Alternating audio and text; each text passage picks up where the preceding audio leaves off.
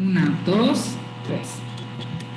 Bueno, como primera pregunta quisiéramos saber, qué tipo de población es con la que se trabaja, o sea, su tipo de entorno, niveles socioeconómicos. Ok, bueno, en Alternativas Pacíficas atendemos a mujeres y a sus hijos e hijas en caso de ser madres. El perfil de nuestra población es que en su mayoría, bueno, algo que nos hemos dado cuenta es que como nos dedicamos a la atención y protección de mujeres que son víctimas de violencia, la violencia de género nos atraviesa a todas. ¿Esto qué quiere decir? Que más allá de nuestras diferencias de edad, nivel o sector socioeconómico en el que vivamos, eh, pues edad, la violencia nos atraviesa a todas, ¿no? Entonces, de cierta forma les puedo decir que las mujeres que atendemos van desde los 18 años, porque atendemos en su mayoría a mujeres de edad, mayores de edad, perdón. Si son menores de edad, tienen que ir acompañados de un tutor o de alguien mayor, y hasta mujeres de más de 60 años. Pero, ¿cuál es la población con mayor como incidencia, digamos? Son las mujeres que tienen entre 18 a 35 años. Este es como nuestro sector poblacional mucho más fuerte. Nuestras usuarias, todas son mujeres, muchas son madres, me atrevería a decir que casi más de un 50% son madres, todas tienen entre 2 y 3 hijas e hijos. El nivel socioeconómico, como les digo, atendemos de todos los niveles socioeconómicos, pero sí hay una tendencia mucho más clara a mujeres de nivel socioeconómico medio o bajo, digamos. ¿Por qué? Porque los servicios que nosotras ofrecemos son gratuitos y lo que pasa es que a veces mujeres que tienen muchos más recursos económicos prefieren tratar con abogados y abogadas privadas o tienen una psicóloga de confianza y entonces no requieren de estos servicios que como asociación prestamos gratuitamente para todas las mujeres.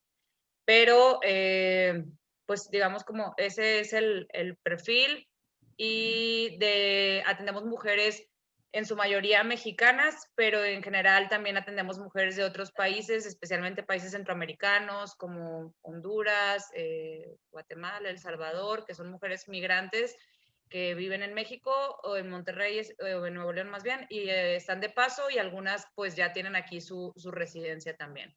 Pero la mayoría ampliamente pues son mujeres mexicanas. Sí tenemos muchas mujeres que son neolonesas, pero también hay mujeres de otros estados de la República que también ya decidieron establecerse aquí por su pareja o por alguna cuestión de trabajo y entonces pues viven aquí. Pero nuestra población pues lo que tiene como característica es que son mujeres y que radican en Nuevo León. Sí, bueno, bueno, y aquí mismo también sabemos que por esta razón también es importante conocer a la población, ¿no? Porque pues dependiendo del nivel socioeconómico y también, bueno, más que nada que son mujeres y niños, pues es a quienes más afectados, bueno, más afectados se ven, ¿no? Uh-huh. Y bueno, ay, Camil se trabó. Pero bueno, la siguiente pregunta es, ¿cuáles son algunas de las causas de esta problemática? Ok. Bueno, la mayoría de la población que atendemos, o más bien todas, son víctimas de violencia de género y principalmente es violencia que ocurre en el ámbito familiar.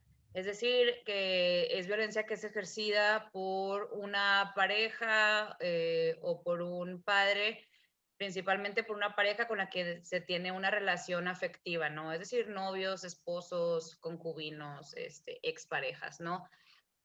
¿Cuáles, digamos, que son las razones por las que entendemos nosotros que existe la violencia de género? Pues bueno, primero porque claramente vivimos en una sociedad y en un sistema que está estructurado desde una visión pues patriarcal, es decir, que tiene como centro a los hombres y a un modelo, digamos, que subordina a las mujeres respecto a los hombres. Y entonces este sistema pues está como muy bien sustentado con ciertos roles de género y entonces esto implica que se crea todo un constructo social en torno de lo que implica ser mujer y lo que implica ser hombres. Y entonces lo que nosotros hemos visto es que cuando nosotras como mujeres decidimos romper estos roles que nos tienen por lo general subordinadas u oprimidas, respecto a los hombres, hay una cierta resistencia o un enojo a no cumplir con lo que se espera tradicionalmente del ser mujer, ¿no? Entonces, justo cuando una empieza a no cumplir con lo que se espera o cuando la otra persona, en este caso los hombres, que son las formas de violencia que nosotros atendemos, empieza a tener menos control y poder sobre la toma de decisiones de las mujeres, sobre las cosas que hace, sobre con quién se relaciona, pues ejercen violencia, ¿no? Porque pierden un poco como este sentido de cómo deberían de ser su relación, cómo deberían de ejercer su masculinidad y de cómo, y cómo quieren retomar un poco el control sobre su pareja, ¿no? Entonces, pues las causas creo que son muy amplias, pero que sí creemos que es justo, pues ese sistema patriarcal que estructura justo nuestra sociedad, ¿no? ¿Cuáles considera que serían las consecuencias de no solucionar esta problemática?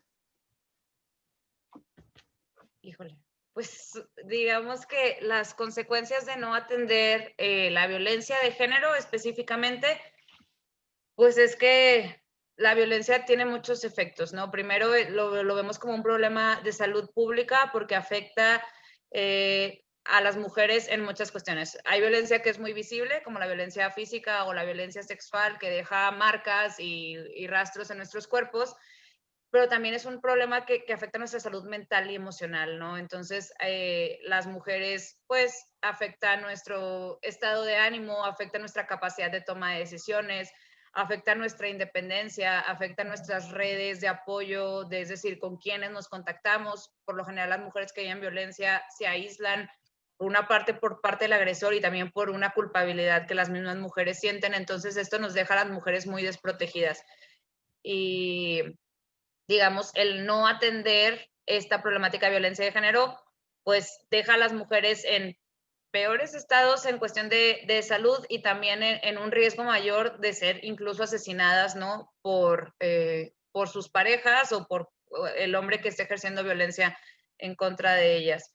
¿Qué otra cosa? Pues digo, en general, ignorar las desigualdades de género nos sigue dejando viviendo en sociedades muy desiguales, no solo por cuestiones económicas, sino también sociales, en el que se atribuyen ciertos roles muy específicos a desarrollar para las mujeres y roles muy específicos para los hombres, y esto puede pues generar, pues, no sé cómo decirlo, pero pues como una carga del rol que yo debo cumplir en la sociedad y que no estoy cumpliendo, ¿no? Entonces se espera que yo como mujer pues sea la encargada de las tareas de cuidado, de las tareas del hogar, de maternar, y entonces a lo mejor vamos reproduciendo roles y tareas que ni siquiera nos gustan y que ni siquiera nos hacen felices, pero que creemos que es lo que tenemos que hacer, ¿no? Entonces vivimos como en una sociedad en la que está muy asumido lo que cada quien tendría que hacer, pero no nos hemos cuestionado si es lo que queremos o si es lo que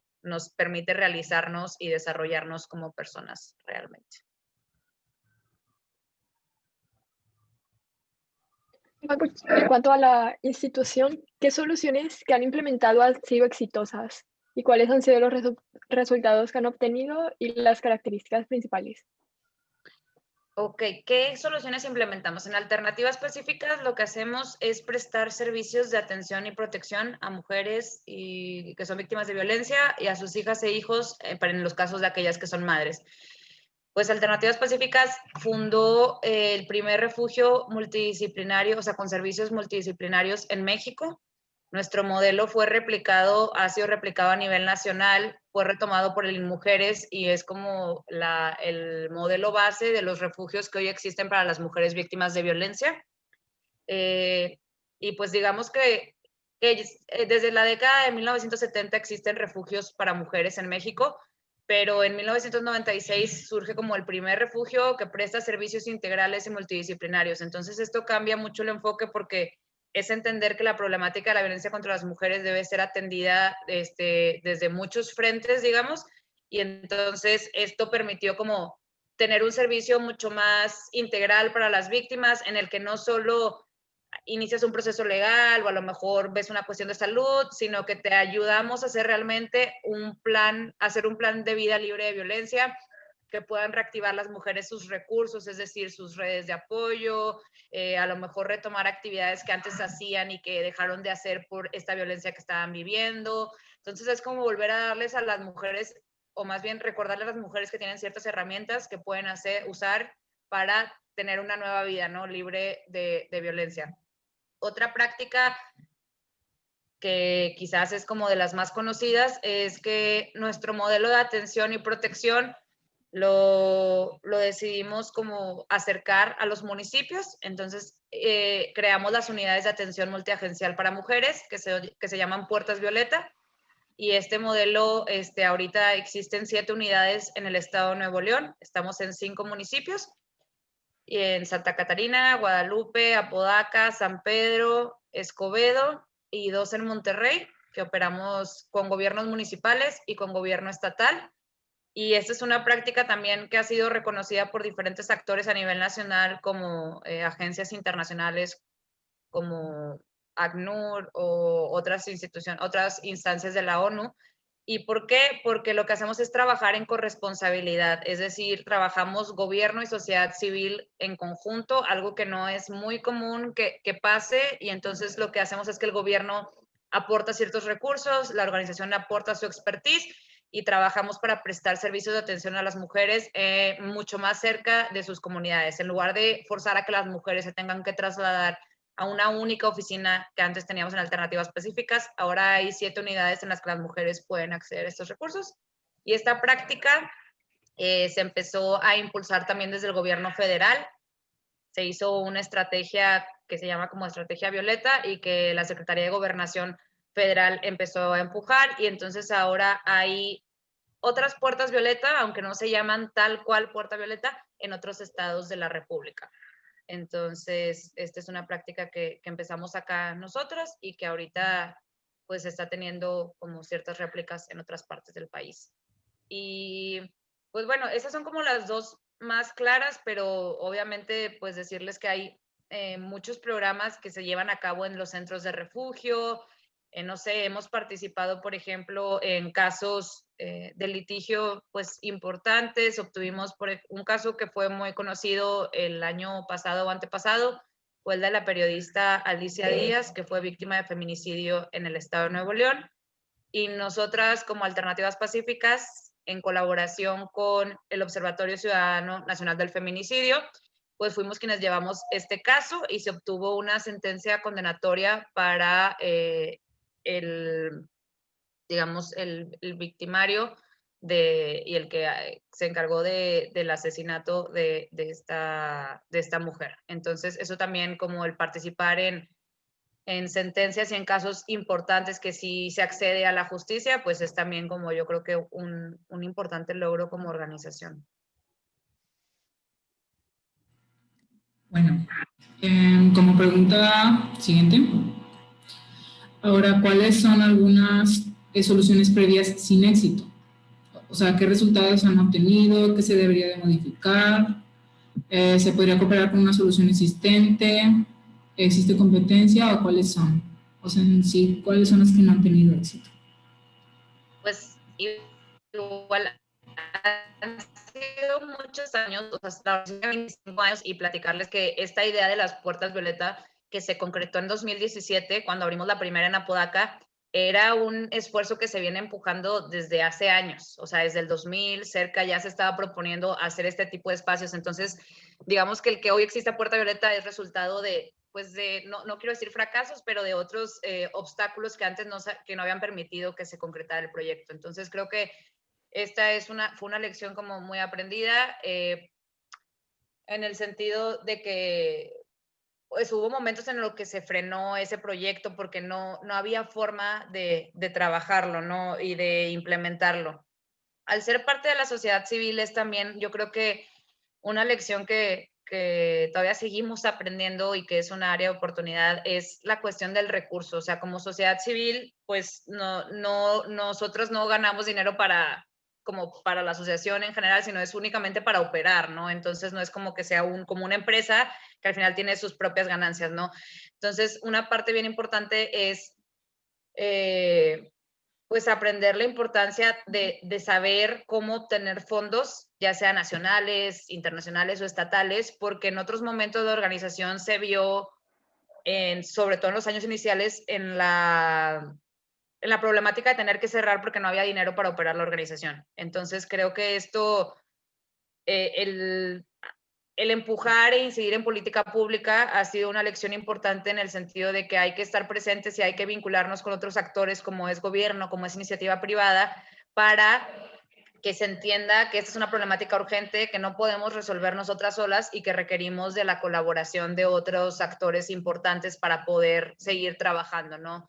Entonces, creo que cada vez tenemos más claro que necesitamos incidir en política pública, estar muy presentes, tener muchos pues, vínculos para poder garantizar que se estén aportando recursos públicos a la atención de esta problemática y no pasar por lo que en otros años tuvimos que vivir como organización, que implicó pues cerrar las oficinas, no tener dinero para pagarle al personal. Entonces, ese tipo de lecciones nos han llevado a que hoy pues tengamos mucho más capacidad para administrarnos o buscar, tener un área de procuración de fondos, trabajar en colaboración con otros actores.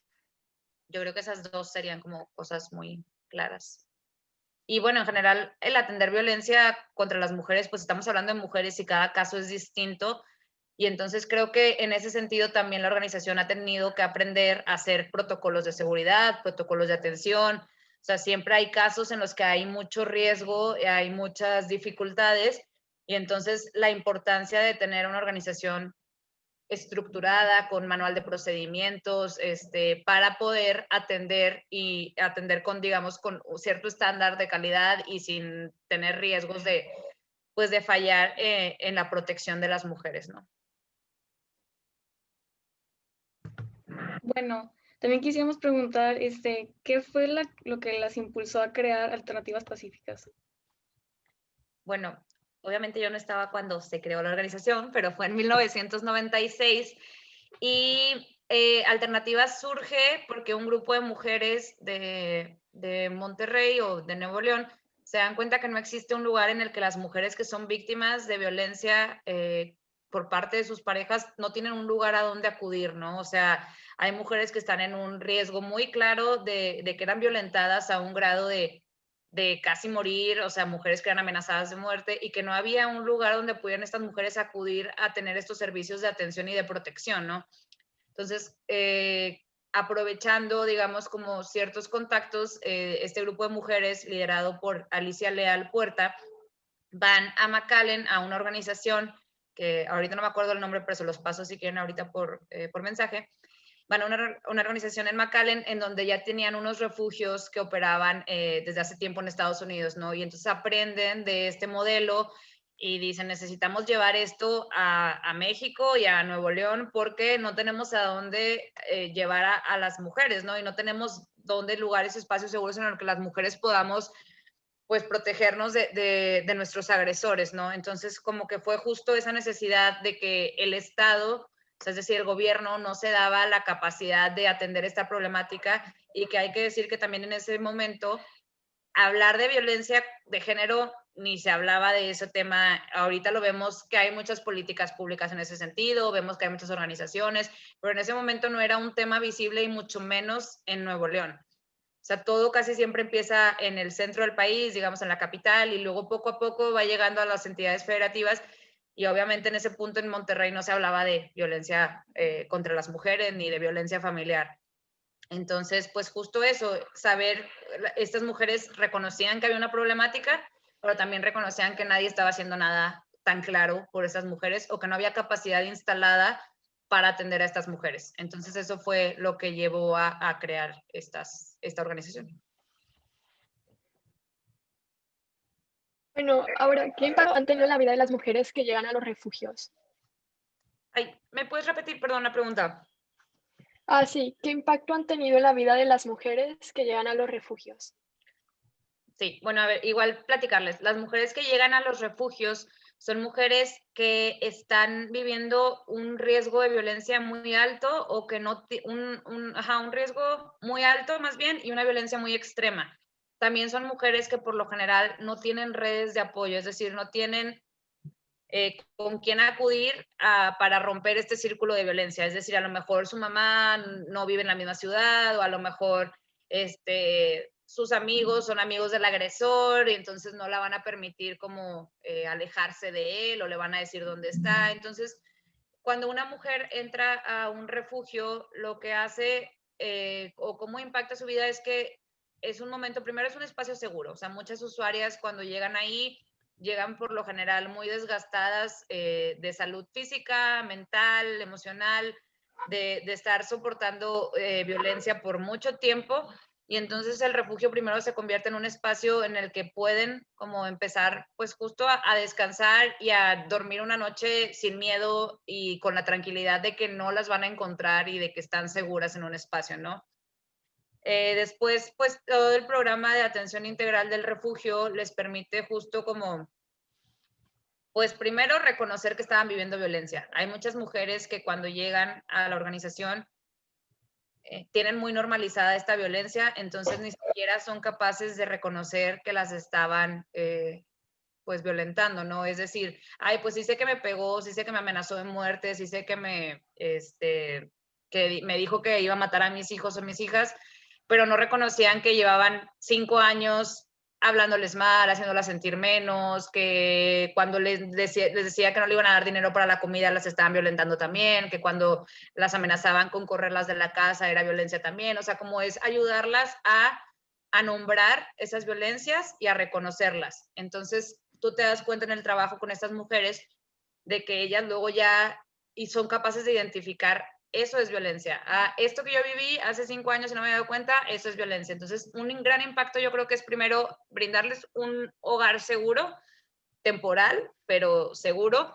Segundo, permitirlas ayudar, o más bien ayudarlas en este proceso de identificar, reconocer y nombrar las violencias. O sea, y esto las ayuda a tener mucho más claridad de cómo actuar si están en otra relación y vuelve a ser un hombre violento, o más bien no permitir que una relación avance si se están enfrentando con ciertas violencias, ¿no?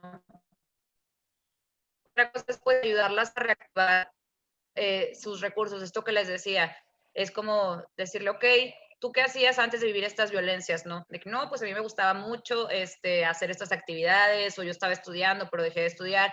Y entonces es como volver a hacer un plan de vida. Bueno, ¿ahora qué quieres hacer? Ahora que no vas a estar viviendo en esta situación, ¿no? Y es acompañarlas a, si quieren buscar una casa para relocalizarlas, buscarles, ayudarles un trabajo, o sea, buscar estas alternativas para que las mujeres puedan reactivar su vida. En los refugios también se les ofrecen talleres como de autoempleo y capacitaciones, entonces las mujeres también tienen oportunidades de aprender otras cosas que les pueden servir al salir como una fuente de ingreso económico. Pues también hay una parte que también les ayudamos o que también impacta en su vida, digamos, es que a veces las ayudamos en el proceso de acceso a la justicia, es decir, estas mujeres que tienen procesos legales o quieren iniciar un proceso de denuncia o demanda, depende del caso, pues pueden hacerlo de una forma, o sea, de estar acompañadas y hacerlo de una forma gratuita y pues ayudarlas, no sé, si es un divorcio o si es el poder obtener la custodia de sus hijos, por obtener una propiedad, o a lo mejor asegurar que este hombre reciba una sentencia. Entonces, como ese acceso a la justicia también podemos ayudarlas y impactar su vida en ese sentido, siempre y cuando ellas quieran tener un proceso legal, ¿no? Pero también es un proceso que muchas veces lo vemos en los testimonios, en el que las mujeres lo que destacan es como sentirse que no están solas y que alguien les recordó que ellas eran importantes y que alguien está dispuesta a como acompañarlas y ayudarlas a superar este proceso de violencia que a veces nos aísla y nos deja como muy solas. Entonces yo creo que esa parte de sentir, de acompañar a las mujeres también es algo que genera un impacto en sus vidas.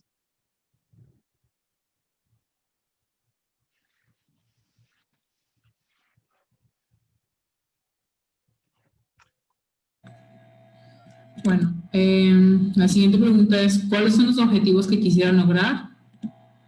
¿Y cómo ven la organización en el futuro? Está correlacionada la pregunta. Sí. ¿Qué cosas queremos lograr? Pues bueno, obviamente un sueño que no sabemos si será posible o no, pero nos encantaría que hubiera una puerta violeta en cada municipio de Nuevo León. Son 51, son un montón, no sabemos si eso es realista o no, pero nos encantaría garantizar que todos los servicios de atención y protección estén disponibles para todas las mujeres las 24 horas, los 7 días de la semana, ¿no? Eso es como un plan, o no un plan, pero una idea, ¿no? Y cómo nos vemos como organización. Pues la organización ya es referente a nivel nacional en cuestiones de atención y protección, pero queremos justo consolidarnos como una organización fuerte a nivel latinoamericano y seguir fortaleciendo nuestros vínculos con agencias internacionales. Ahorita estamos trabajando, que también esto no lo dije en los logros, pero estamos trabajando en la frontera, en Matamoros y en Nuevo Laredo con ACNUR, con la Agencia de Refugiados, y estamos implementando el modelo de Puerta Violeta en ciertos campamentos de mujeres migrantes que tienen allá. Entonces es prestar los servicios de atención a otro tipo de población con el que no estamos tan acostumbradas de tratar, que son mujeres migrantes. Porque si bien sí atendemos a mujeres que han sido migrantes o así, es otra realidad estar en estos campamentos de personas refugiadas, ¿no? O sea, es otro contexto totalmente en el que viven las víctimas, son otras formas de violencia, no solo es violencia familiar. Entonces, ese proyecto que ahorita estamos implementando, pues es algo a lo que le queremos seguir apostando, ¿no? A fortalecer proyectos con agencias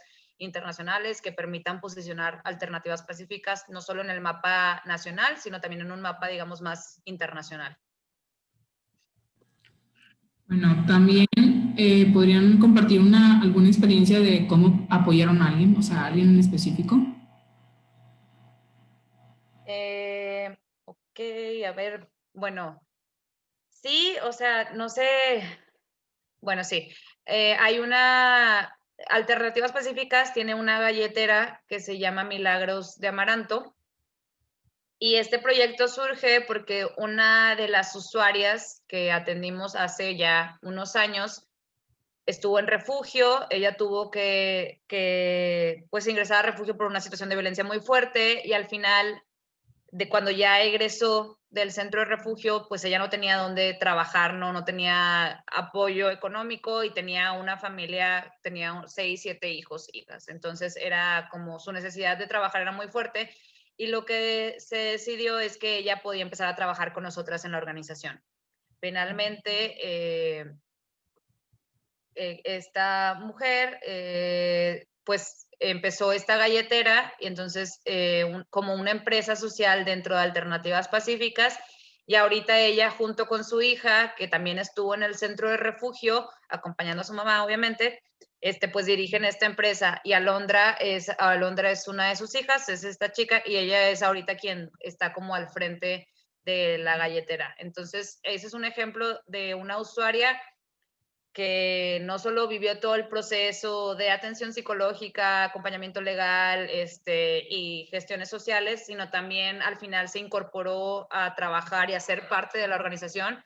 Y hoy pues ya su hija es quien liderea este proyecto, ella, la usuaria es quien pues se encarga justo de la producción, pero su hija es la que se encarga de toda la parte administrativa.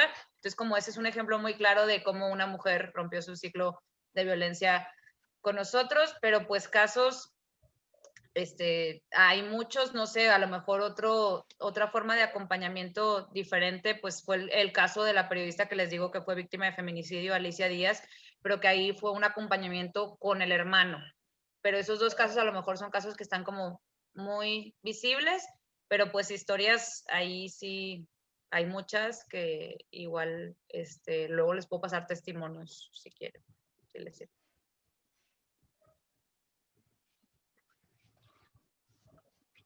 ¿Con qué valores cuenta la organización y qué medidas han implementado para hacerlos presentes en la sociedad?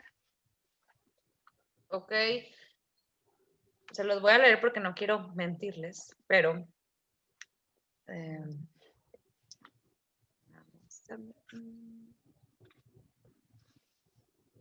okay. Los valores que tenemos como organización son... Ay.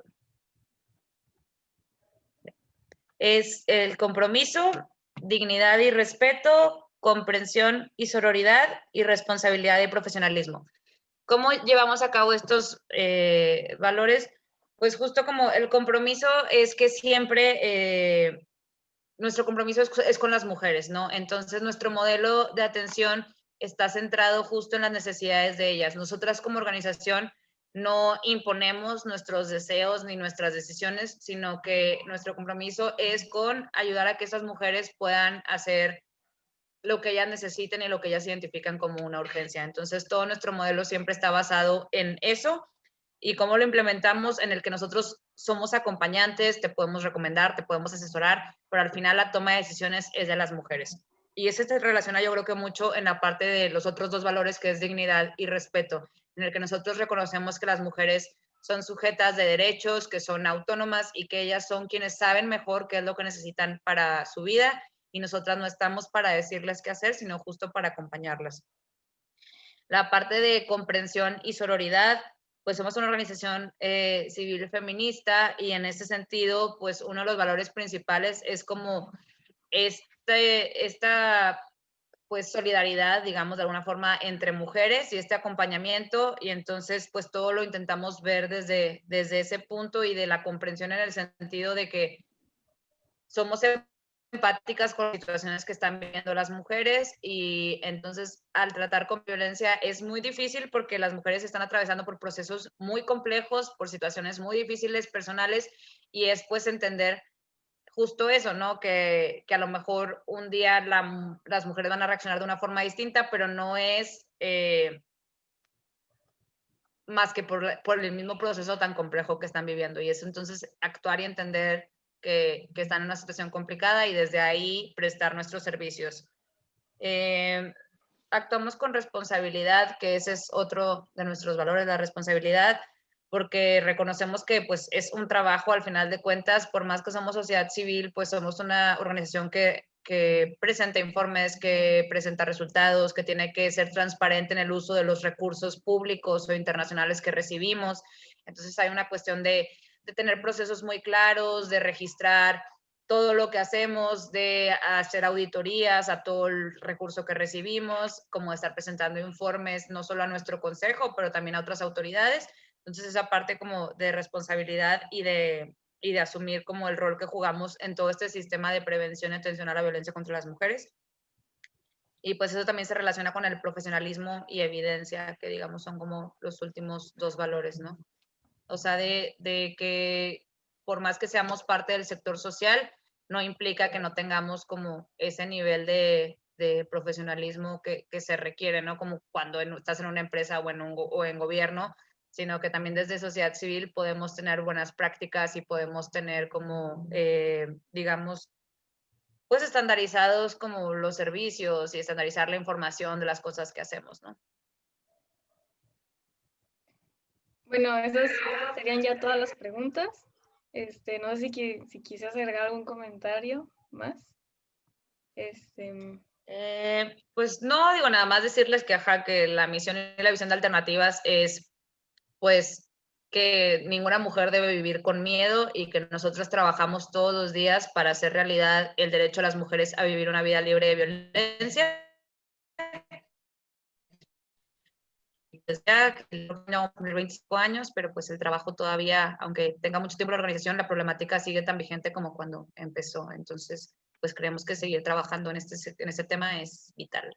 Y cualquier cosa que necesiten, pues me dicen y podemos seguir platicando. Sí, muchísimas gracias por ayudarnos. Muchas gracias. Ahí Nos emocionó mucho que contestaran. Pero bueno, ok.